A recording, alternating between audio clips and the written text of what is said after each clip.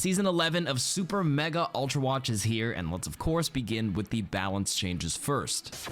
For the first general change of the season, the knockdown time when two charging abilities collide is going to be reduced from 2 to 1.7 seconds. The devs say that the stun time reduction applies to the knockdown that happens when two charging abilities collide and result in a tie. So that's Reinhardt Charge, Doomfist Rocket Punch, Brig Shield Bash, Mauga Overrun, and Bob. The counterplay and interaction of two charging abilities impacting each other is great, but it took both players out of the fight a little too long. For D.Va, her weapon spread is going to be reduced from 3.75 to 3.375 degrees. For the boosters, the impact damage is going to be increased from 15 to 25. The devs comment that these changes will improve D.Va's effectiveness against smaller targets as she became less effective against armored targets in the previous patch. For Junker Queen's Noif, she now pulls tanks further back, and the Rampage startup time is going to be reduced from 0.75 to 0.5 seconds. The devs comment that the tank knockback resistance passive was affecting Junker Queen's knife pull more than intended. While the distance can be affected by their movement, tanks are now actually pulled in about 5 to 6 meters instead of only 3 meters or so before. Orisa's javelin spin cooldown is going to be reduced from 9 to 8 seconds. The devs comment that Orisa's survivability was reduced more than necessary in her last round of changes, so we're partially reverting the cooldown increase to javelin spin. For Roadhog, his base health is going to be reduced by 50, so he's now at 750 HP in roll Q. And Roadhog's take a breather damage reduction is going to be reduced from 50% to 40%. The devs comment that Roadhog's already powerful survivability increased significantly with the headshot damage reduction from the tank roll passive. So these changes are to help bring that back in line. For Cass's weapon, the secondary fire fan, the hammer damage is going to be reduced from 50 to 45 per bullet. Magnetic Grenade is gone. It is now replaced with Flashbang. So Overwatch 1 players, you're familiar with this. Although it doesn't stun like it used to, it still hinders people, but for 1.2 seconds, the movement speed reductions increase from 30 to 50%. The hinder now prevents crouching movement. It does 45 explosive damage and is on a 12-second cooldown. For combat roll, the damage reduction is going to be reduced from 75% to 50%. For Deadeye, the movement speed penalty now scales down over time from 70% to 35%, so the longer you hold it, the faster you move, and the damage reduction now scales down over time from 40% to 0%. Alright, big dev comment here on why they changed Mag Grenade. First, we're reverting the Mag Grenade ability to be deployed like Cassidy's previous Flashbang ability, but it will keep the hinder effect instead of a full stun. We've heard feedback surrounding the Mag Grenade ability and agree, while the fantasy of a homing grenade was fun, the moment-to-moment gameplay of it felt too unpredictable as to whether it would land or not. The hinder effect has been a useful tool to act as a counter to highly mobile heroes without going back to a full stun and the enemy player losing the ability to fight back. The Deadeye ultimate is getting an adjustment to increase its flexibility toward the end of its duration, enabling it to get value outside of buying time for Cass or his allies, although it may be riskier to hold it for a long time as the damage reduction will fade away along with the movement speed penalty. For Mei's Endothermic Blaster, the icicle projectile size is going to be reduced by 0.03 meters. However, the damage of it will be increased from 75 to 85. The devs comment that Mei's damage output over time is intended to be on the low end for a damage hero, as she offers strong utility and survivability through her ability kit, but we would like to make her secondary fire icicle more rewarding by increasing the damage and making it slightly more difficult to land consistently. For Reaper, the Hellfire Shotguns, the weapon spread is going to be reduced from 6.5 to 6 degrees, a tighter spread as a buff. And Shadow Step Teleport, the cast time is going to be reduced from 1.5 to 1.2 seconds. The devs comment that with the previous patch change to how armor reduces damage, shotgun weapon heroes like Reaper lost some value since much of their game plan revolved around pressuring large tank heroes. I disagree, but to help shift Reapers towards being more effective against smaller targets, we're tightening the weapon spread on the Hellfire Shotguns and reducing the amount of time enemies have to react to a Shadow Step Teleport.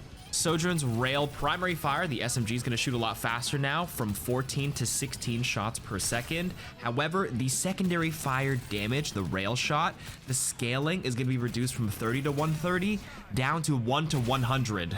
However, the rail shot can now pierce enemies. It's no longer bound to just overclock the ultimate. Speaking of overclock, the energy charge rate is going to be increased from 100 to 120 per second. The devs comment that this change is reducing the burst damage potential of the secondary fire rail shot to both lessen the frustration from playing against that burst damage and to shift power into her sustained primary fire damage.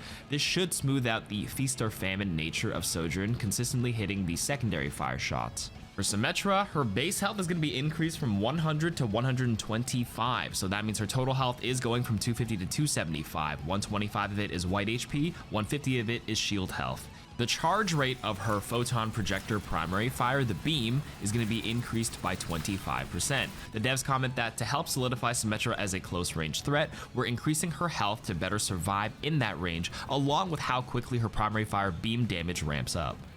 For Illari, the healing pylon healing per projectile is going to be increased from 30 to 40.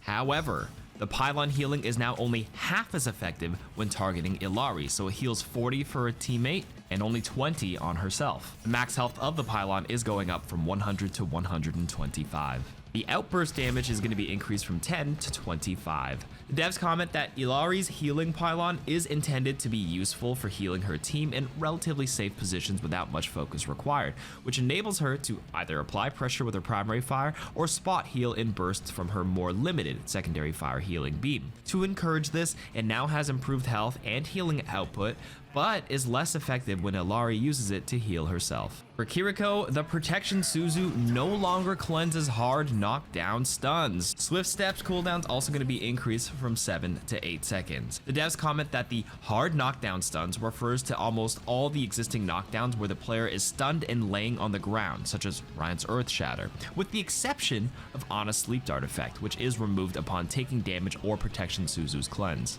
For maps, a new push map is out called Runasapi, which is high up in the Peruvian Andes. It's where Illari grew up in the lore, and it's going to be available in both quick play and ranked on day 1. Good luck, gamers. Colosseo is getting a huge rework. They removed the glass and they added stairs at that first checkpoint area for additional pathing and combat opportunities. Thank you, Spylo, for this legendary clip. Your complaints were definitely heard. Remove the glass! Remove it! Gold games, they don't know how to play this. And gold games, we have stalemates here. When the gold players don't know what to do and the Overwatch League players don't know what to do, there's a common theme. It's the map, right? It's the map. I'm so tired. Anyways, for the second checkpoint, they extended the area here with a small back lowered section and a mega health pack. They added an additional route through this building that connects to the second checkpoint. And finally, the initial spawn building has been pulled back slightly, and there's a piece of cover in the front. For the push game mode changes, they're reducing the match time from 10 minutes to 8 minutes in quick play, and the push robot speed is going to be increased by 10% when pushing the barricade for both quick play and competitive, so these matches will hopefully go a little bit quicker. For Hero Mastery, they added Kiriko and Soldier 76 to the roster, so practice your skills, get some cool times, and earn some rewards. There's going to be a new community-made arcade mode available from June 20th to July 9th, with balance changes cooked by Emong, TQQ, Custa, and SK, with wacky changes, like a jumping Ana, a Hanzo scatter arrow, and Orisa's old halt ability from Overwatch 1. I'll have a full video showcasing these changes pretty soon. For cosmetics, there's lots of Japanese tokusatsu themed skins. We have the Calamity Empress Ash Mythic, more pool and beach skins, the Mythic Rhine Weapon, and of course the return of Pink Mercy along with the Rose Gold Mercy bundle, with 100% of the purchase price going to the Breast Cancer Research Foundation. Yay for boobies and booby cancer. The money's going for a good cause. And that's it for the Season 11 overview. Come to my stream at twitch.tv/KarQ this season and watch to earn the Letter of the Wind spray, cute Rose Gold Mercy icon, and the Nihon Hanzo epic skin.